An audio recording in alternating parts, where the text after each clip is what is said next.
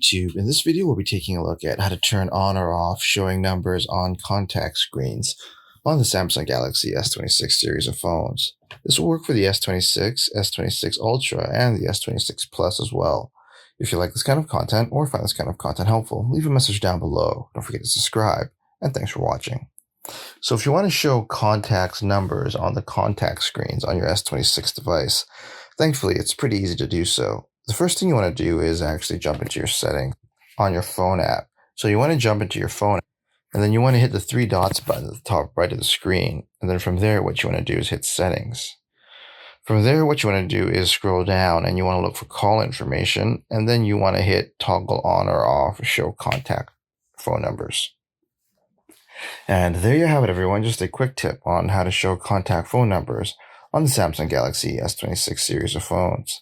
If you like this kind of content or find this kind of content helpful, leave a message down below. Don't forget to subscribe, and thanks for watching.